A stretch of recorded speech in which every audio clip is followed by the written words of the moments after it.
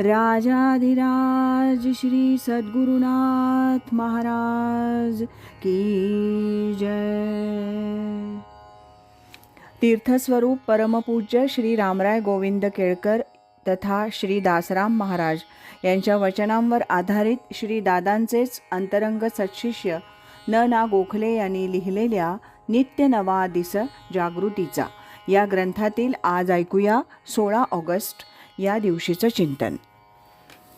जन्मभर नामस्मरण करून सुद्धा शेवटचा दिवस गोड व्हायची मारामार होते. याचसाठी केला होता अट्टाहास, शेवटचा दिस गोड व्हावा.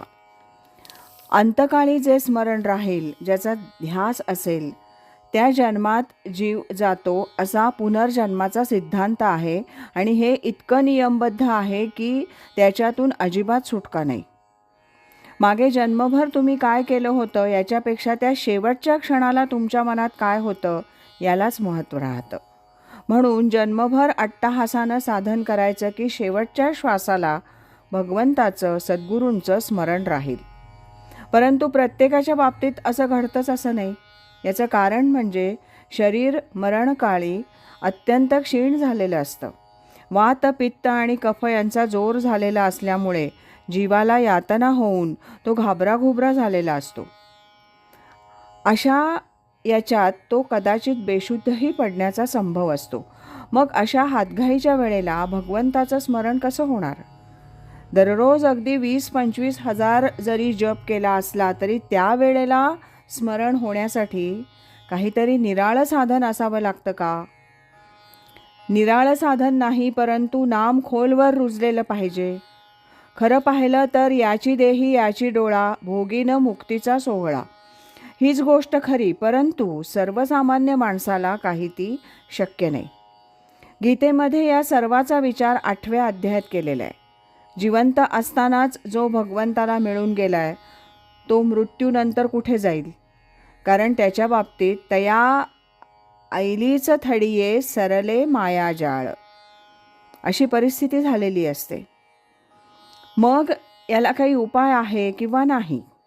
जन्मभर साधन केलं तर शेवटचा दिवस गोड व्हायलाच पाहिजे यात शंका नाही. परंतु आपण करतो ते सायास योग्य पद्धतीनं, योग्य दिशेनं आणि योग्य प्रमाणात व्हायला हवेत.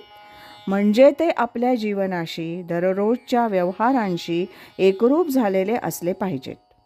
नुसतं ठराविक वेळीच नेम करणं किंवा माळ घेऊन जप करायचा, इतर वेळी सगळा व्यवहार असं न होता श्वासाशी जर नाम निगडीत झालं, ते खरं म्हणजे आहेच, तर गोष्ट अवघड नाही. कारण श्वास हा शेवटचा दुवा जन्म आणि मृत्यू यातला आहे असं अजून तरी मानलं जातं. त्याच्याशी निगडीत झालेलं भगवंताचं स्मरण अंतकाळी कशीही देहाची परिस्थिती असली तरी निश्चितच राहील यात शंका नाही. ही गोष्ट साधायला गुरुकृपेची नितांत आवश्यकता आहे आणि ती प्राप्त होण्यासाठी साधनच केलं पाहिजे. राजाधिराज श्री सद्गुरुनाथ महाराज की जय.